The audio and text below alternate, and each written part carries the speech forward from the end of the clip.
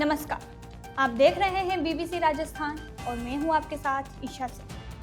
स्वागत है आपका हमारे स्पेशल 2 बजे के मिड डे बुलेटिन में। यहाँ मिलेगी आपको दोपहर तक की प्रदेश की हर बड़ी खबर। मिड डे बुलेटिन में अब तक की बड़ी खबरों पर एक नजर डालते हैं। क्या है आज खास? 4 फीट लंबे अजगर का किया रेस्क्यू, जंगल में छोड़ा। गढ़ी क्षेत्र के डडुका गांव में एक घर में घुस आया था अजगर। बीकानेर में सामाजिक कार्यकर्ता के घर पर ताबड़तोड़ फायरिंग। रोहित गोदारा गैंग ने मांगी थी 5 करोड़ की रंगदारी। डूंगरपुर शहर में जैन समाज के रथोत्सव की धूम। देर रात तक शहर की गेप सागर झील की पाल पर खनके डांडिया। प्रतापगढ़ पुलिस ने 6 माह से फरार डोडा चूरा तस्कर को किया गिरफ्तार। 15 लाख रुपए के अवैध अफीम डोडा चूरा के मामले में था वांछित। मूसलाधार बारिश ने छीनी किसानों की उम्मीदें। परतापुर में 400 बीघा फसल बर्बाद। बास्केटबॉल में पालोदा, लसाड़ा और मेतवाला की टीम ने बाजी मारी। हेडबॉल में सुंदनी, छोटी बदरेल आदि टीम ने रही विजेता। मोटागांव के 2 व्यापारी दोस्त 2 दिन से लापता। कार में बैठकर निकले थे, ना कार का पता ना दोनों युवक मिले। बल्ब लगाने के दौरान करंट लगा, युवक की हुई मौत। घाटोल थाना क्षेत्र के नागलदा गांव का मामला। तालाब पर मछली पकड़ने के दौरान हाथ में फूटा बारूद। युवा गंभीर रूप से घायल, एमजी अस्पताल में भर्ती। यह थी आज की बड़ी खबरें। अब खबरों को देखते हैं विस्तार से। बांसवाड़ा जिले के गढ़ी क्षेत्र अंतर्गत डडुका गांव में 4 फीट लंबा अजगर निकला, जिसे ग्रामीणों ने गौ सेवकों की सहायता से सुरक्षित रेस्क्यू किया और जंगल में छोड़ दिया। जानकारी के अनुसार गांव के एक घर में अजगर निकलने की सूचना मिली थी। जानकारी के बाद वहां लोगों की भीड़ जमा हो गई और अजगर देखने के लिए बड़ी संख्या में लोग पहुंच गए। इसी बीच सूचना मिलने पर गौ सेवक प्रियंक खराड़ी और उनकी टीम भी मौके पर पहुंच गई। ग्रामीणों की सहायता से जैसे तैसे अजगर का वहां से रेस्क्यू किया गया और सुरक्षित जंगल में छोड़ दिया गया। रेस्क्यू करने वाली टीम में प्रवेश डिंडोर, दादू डामोर, विकास डामोर, अर्जुन भगोरा सहित कई कार्यकर्ता मौजूद रहे। क्षेत्र के लोगों ने गौ सेवकों का आभार व्यक्त किया। आपको बता दें कि बारिश के दिनों में ऐसी घटनाएं लगातार बढ़ रही है। जहरीले जीवों के निकलने और अजगर आदि के निकलने की घटनाएं लगातार बढ़ रही है। ऐसे में सभी को सावधानी रखनी चाहिए और खासकर बच्चों का ध्यान रखना चाहिए। बीकानेर में अपराधियों ने एक बार फिर कानून व्यवस्था को खुली चुनौती दी है। आज अल सुबह करीब 4 बजे रोहित गोदारा गैंग के सदस्यों ने सामाजिक कार्यकर्ता सुखदेव चायल के घर पर धावा बोलते हुए 6 से 7 राउंड फायरिंग की।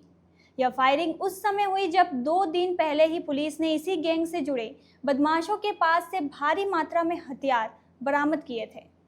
तब भी पुलिस को इस तरह की किसी बड़ी घटना की आशंका थी, जो आज सच साबित हो गई। सूत्रों के अनुसार रोहित गोदारा गिरोह की ओर से सुखदेव चायल से 5 करोड़ रुपए की रंगदारी मांगी गई थी। अंदेशा जताया जा रहा था कि रंगदारी न मिलने पर ही हमला किया गया है। घटना की सूचना मिलते ही SP Kavendra Singh, additional SP Saurabh Tiwari और पुलिस दल के साथ मौके पर पहुंचे और घटनास्थल का जायजा लिया। एसपी कावेंद्र सिंह ने बताया कि मामले की गंभीरता से जांच की जा रही है और हमलावरों की पहचान कर जल्द गिरफ्तारी की जाएगी। पुलिस ने घटनास्थल से सबूत जुटाने शुरू कर दिए हैं और आसपास लगे सीसीटीवी कैमरे की फुटेज भी खंगाली जा रही है। जी बताएं, क्या मामला है? लगभग 15 से 20 दिन है जो मेरे पास एक व्हाट्सएप कॉल आती है। 3 से 4 बार मिस कॉल आती है। फिर मैंने उसको अटेंड नहीं किया। फिर लगातार फ़ोन आने पर मैंने उसको अटेंड किया। उस व्यक्ति ने अपने आपको रोहित गोदारा बताते हुए मेरे से जो फिरौती की मांग की। मैंने मना करने पर उसकी ओर से ये कहा गया कि अगर फिरौती नहीं दी गई तो तुझे तेरे पूरे परिवार को इसका भुगतान करना पड़ेगा। और मुझे सब पता है तू कहाँ कहाँ कौन सी मीटिंगों में जाता है, मुझे पता है तू कांग्रेस का पदाधिकारी है, सब पता है मुझे। तेरा भाई कहाँ जाता है, क्या करता है, तो तुझे ये मान के चलना पड़ेगा। तो मरना ही पड़ेगा अगर पैसे नहीं दिए तो। उसके बाद में है जो आज ये सुबह 4:30 बजे लगभग है ना 6 से 7 फायर है जो करके जाते हैं। 2 व्यक्ति वो मोटरसाइकिल पर आते हैं, हेलमेट लगाए हुए होते हैं और वो फायर करके चले जाते हैं। उसके बाद हमने जो CCTV कैमरे भी चेक किए, फिर हमने प्रभाव से पुलिस को इत्तला दी फिर पुलिस यहाँ करके मौके पर है, जो सारी जानकारी छुपा रही है, कार्रवाई कर रही है इस पर। कितने रुपये फर्जी मांगी? लगभग 5 करोड़ की फिरौती इन्होंने रंगदारी है जो कुछ मांगा। किसी गैंग पर शक है क्या? एक उसने अपना नाम है जो रोहित वगैरह बताया। नाम बताओ। मेरा नाम जिला अध्यक्ष हूँ यूथ कांग्रेस का बीकानेर। डूंगरपुर जिले में जैन समाज के रथोत्सव के दूसरे दिन रात को गरबा डांडिया खेला गया। महिलाएं, पुरुष और युवाओं में डांडिया को लेकर जबरदस्त उत्साह दिखा। आधी रात को गरबा के साथ गेप सागर की पाल से दोनों रथ लेकर मंदिरों में भंडारा कर दिया, जबकि घाटी मंदिर से गाजे बाजे के साथ गेप सागर की पाल लेकर पहुंचे। यहां तड़के तक गरबा खेला गया। जैन समाज के पर्युषण पर्व की समाप्ति पर 3 दिवसीय रथोत्सव के तहत रात्रि में गेप सागर की पाल पर डांडियों की धूम रही। वहीं दिन भर रथों में विराजित देव प्रतिमाओं के दर्शन के लिए लोगों का तांता लगा रहा। गेप सागर की पाल पर देर रात्रि तक गेर व भूलमणि पर युवक व युवतियों की टोलियां भगवान की स्तुति में नाचते रहे। श्रद्धालुओं ने पूजा अर्चना की। डांडिया नृत्य के बाद रात्रि 12 बजे दोनों रथ वापस शहर की ओर रवाना कर दिए। कोटड़िया मंदिर का रथ भंडारा किया गया। मामा भाणजा मंदिर का रथ 2 घंटे माणक चौक में रहा। वहां भी श्रद्धालुओं ने डांडिया नृत्य का लुत्फ उठाया। इसके बाद रथ को माणक चौक से फौज का बडला होते हुए घाटी स्थित मामा भाणजा मंदिर लेकर भंडारा किया गया। दूसरी ओर फौज का बडला उंडा मंदिर से रथ निकाला गया, जो गेप सागर की पाल पर पहुंचा। डूंगरपुर शहर में 3 रथ, सागवाड़ा में 2 रथ, गलियाकोट पुनर्वास कॉलोनी में 2 रथ, पीठ में 1, चित्री, ओबरी, साबला, भिलुड़ा में 1-1 रथ समेत जिले भर में 2 से 3 मंजिला है। इस तरह के रथ बनाना तो अब बेहद ही मुश्किल काम है, इसीलिए उनकी सुरक्षा पर विशेष ध्यान दिया जाए। प्रतापगढ़ में पुलिस ने 15 लाख रुपए के अवैध अफीम डोडा चूरा तस्कर के मामले में बीते 6 माह से फरार चल रहे एक तस्कर को गिरफ्तार किया। पुलिस इसके 3 साथियों को गिरफ्तार कर पहले ही जेल भेज चुकी है। फरार चल रहा यह तस्कर इलाके में लोगों को अफीम डोडा चूरा सप्लाई करता था। जिले में पुलिस द्वारा चलाए जा रहे ऑपरेशन चक्रव्यूह के तहत यह कार्रवाई की गई। जलोदा जागीर थाना प्रभारी मांगीलाल ने बताया कि 6 महीने पहले 24 मार्च 2025 को पुलिस टीम द्वारा महीनगर के निकट नाकाबंदी के दौरान एक कार से 96 किलो 985 ग्राम अफीम डोडा चूरा बरामद किया था। इस मामले में कार में सवार मध्य प्रदेश के मनासा निवासी देवीलाल मालविया, जयपुर निवासी मुख्तियार खान और मध्य प्रदेश की दमोह निवासी प्रीति गोट को गिरफ्तार किया था। एनडीपीएस एक्ट के तहत दर्ज किए गए इस प्रकरण में कार को भी जब्त कर लिया गया था।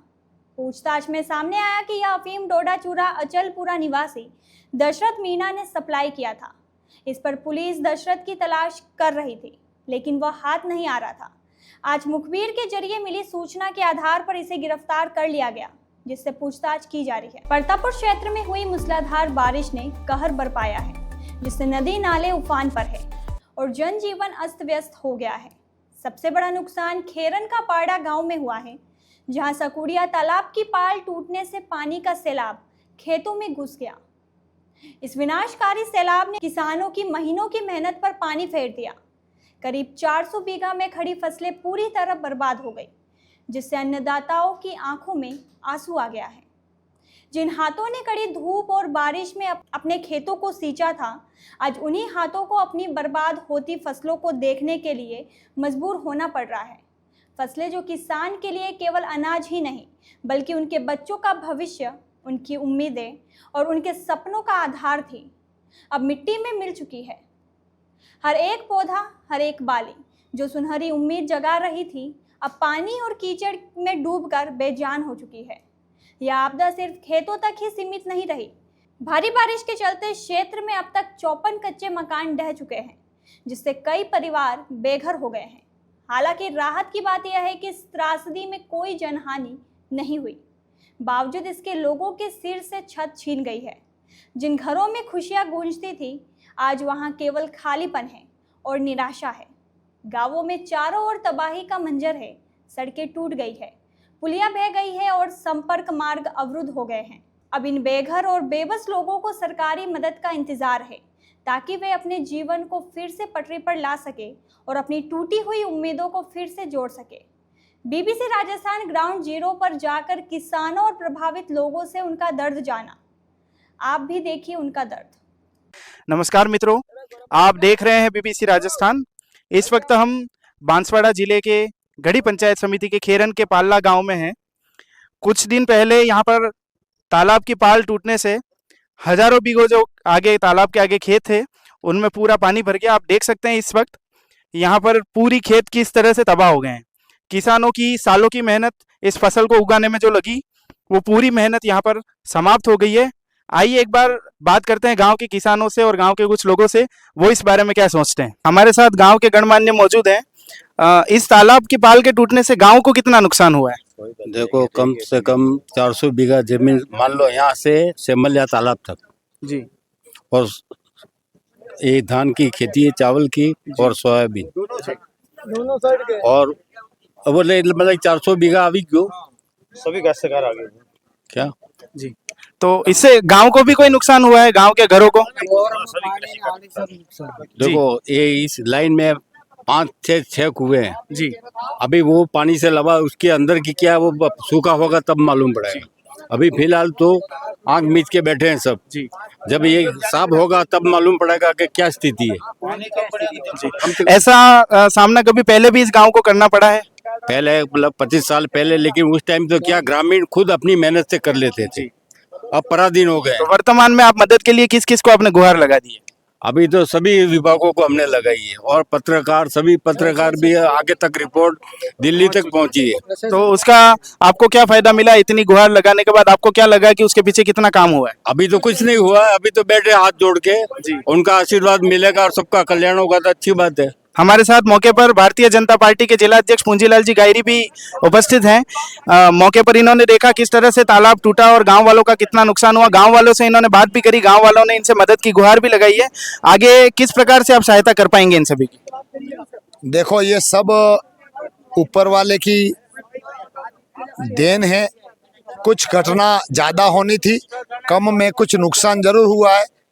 हमारे काश्तकारों भाइयों को भी नुकसान हुआ है, इस रोड का भी नुकसान हुआ है और काश्तकारों का जितना भी नुकसान हुआ है, मैं माननीय जिला कलेक्टर महोदय से, प्रशासन से और हमारी सरपंच साहबा इस मामले में बड़ी त्वरित हैं। ये सब मिलके हमसे मुझे बताया कि आप जाए और सबका जो ये मुआवजा जो दिला सकते हैं अपन पूरा प्रयास करेंगे। ये सब घटना भगवान की दी हुई घटना है, इसलिए व्यक्ति विशेष पर अपन किसी को ये नहीं कह सकते क्यों हुई। होना ये प्रकृति की देन है। भगवान बरसात अपने सबको, आपने खुद ने देखा होगा अभी पंजाब में कितनी त्रासदी हुई है, हमारी देश की सरकार वहां चल रही है, परंतु फिर भी हम सौभाग्यशाली हैं, खेरन पाल्ला वाले कोई जन हानि नहीं हुई है। ठीक है, धन हानि का समय रहते सरकार के आशीर्वाद से हमारे काश्तकार भरपाई करेंगे और हम सरकार दिलाने का प्रयास करेंगे, आप और हम सब मिल करके। पर जन हानि नहीं हुई है, इसके लिए भी हम भगवान को धन्यवाद देते हैं और आपको भी धन्यवाद के पहुंचे और हमारा और आपका मिलना हो। ऐसी घटना फिर से नहीं हो, इसके लिए आप क्या कहना चाहेंगे गाँव वालों को और कैसी तैयारी आप करवाना चाहेंगे? मैं प्रयास करूंगा हमारे सरपंच साहिबा से, और हमने अभी बात की है, मैं माही विभाग से इस तालाब को दिलाएंगे, क्योंकि पंचायत राज में फिर आएगा तो फिर कच्चा बनेगा। माही विभाग से इसका कुछ पक्का ऐसा हो जाए ताकि हमारे परिवार के लोगों का फिर कभी नुकसान नहीं हो। इसका पूरा प्रयास आप और हम सब मिलकर करेंगे। सरपंच साहिबा, आपने जिस प्रकार से गुहार लगाई और यहाँ पर जिलाध्यक्ष महोदय भी पधारे, क्या लगता है आपको जिस त्वरित रूप से आपकी बात सुनी गई है, कितना त्वरित रूप से यह काम आगे होगा? देखो, सरकार से मैं कहती हूँ कि हमारा 400 से 500 तक के काश्तकारों का नुकसान हुआ है।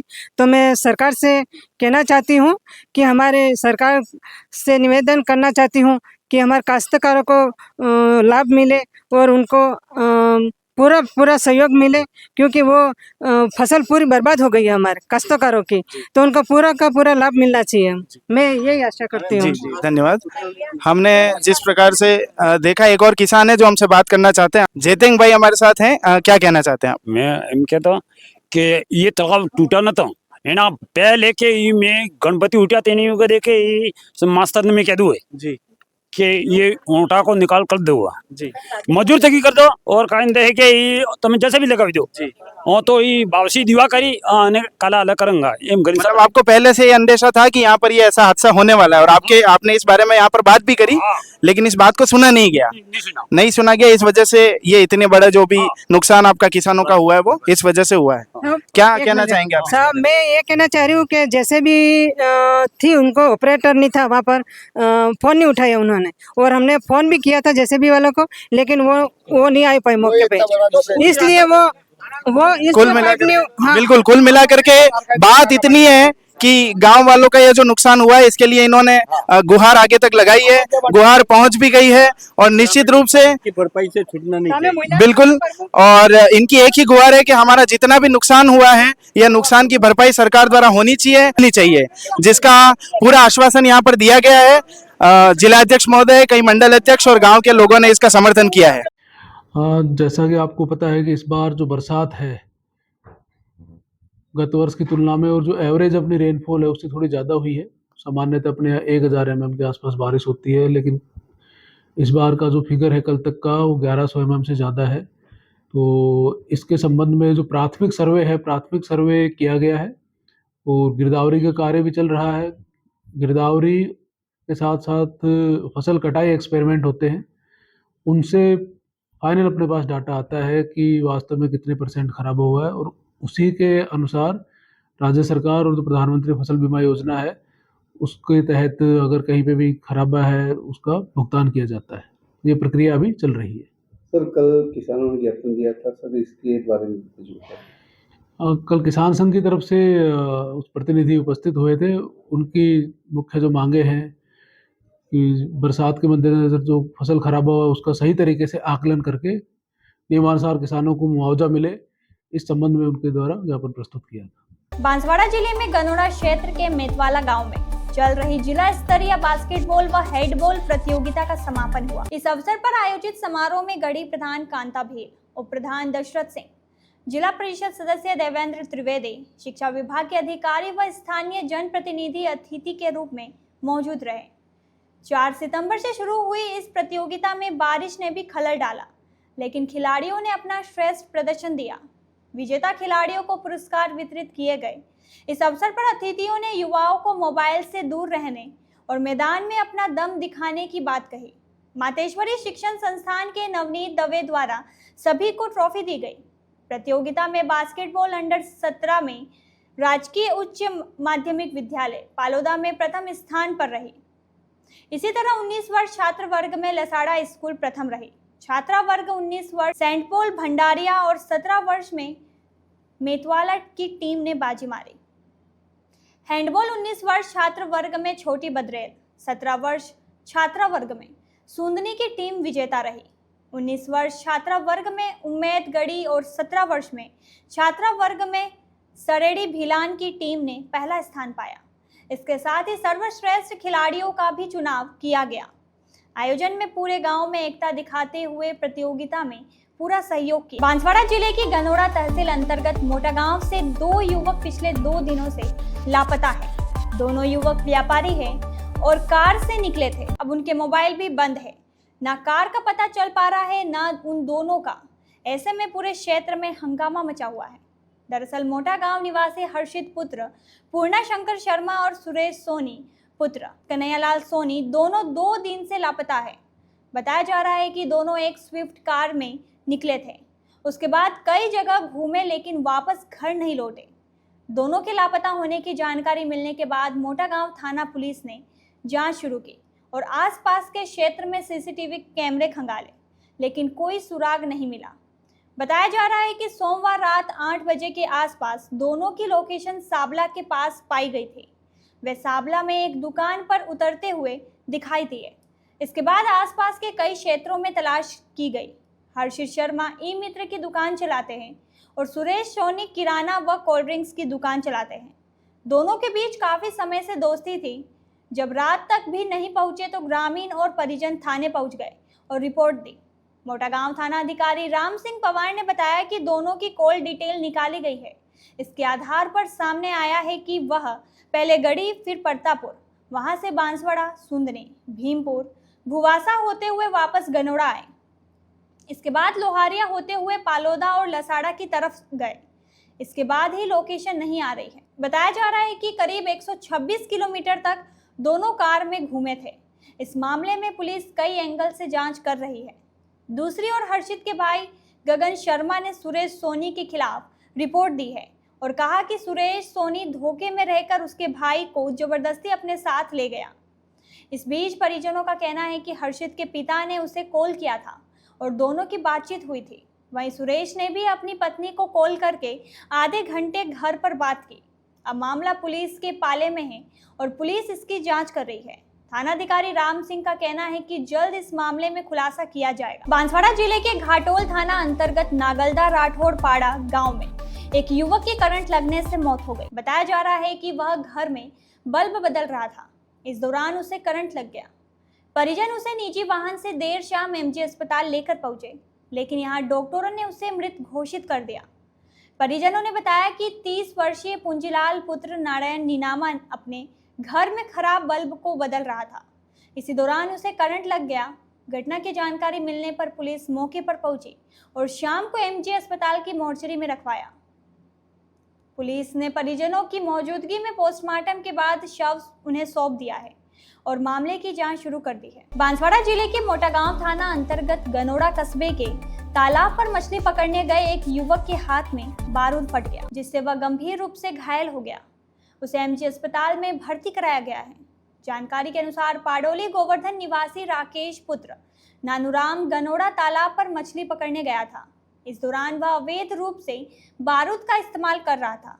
इसी दौरान तालाब में फेंकने से पहले ही बारूद उसके हाथ में फट गया, जिससे वह गंभीर रूप से घायल हो गया। आसपास मौजूद लोगों ने तत्काल एम्बुलेंस को सूचना दी और उसे गनोड़ा स्थित सरकारी अस्पताल ले जाया गया, जहां प्राथमिक उपचार के बाद भी उसकी हालत में सुधार नहीं होने पर देर शाम उसे एमजी अस्पताल में रेफर कर दिया। यहां डॉक्टर ने जांच के बाद उसे अस्पताल में भर्ती कर लिया है। वहीं घटना के संबंध में पुलिस ने मामला दर्ज कर जांच शुरू कर दी। फिलहाल युवक की हालत स्थिर बताई जा रही है। राकेश नाम है, पोडोली गोवर्धन रहने वाले। कितना नाम? नानूराम। कहाँ घटना घटी? ये गनोड़ा। गनोड़ा क्या हुआ? ये वो मच्छी मारने के लिए गए थे, छोटा फूट गया हाथ में। छोटा हाथ में फूट गया। ठीक है। थाना कौन सा लगता है? थाना कौन सा लगता है तुम्हें? थाना घाटोल। तेरे क्या लगते हैं? फादर। तो यह थी दोपहर तक की बड़ी खबरें। दिन भर की खबरों को देखने के लिए देखिए हर रात 8 बजे हमारा बुलेटिन बांसवाड़ा पत्रिका, और प्रदेश की हर बड़ी खबर के लिए रात 9 बजे प्राइम टाइम 8/9। और ऐसे ही तमाम खबरों को देखने के लिए बने रहे हमारे साथ और सब्सक्राइब व फॉलो करें हमारे इस यूट्यूब और इंस्टाग्राम चैनल BBC राजस्थान।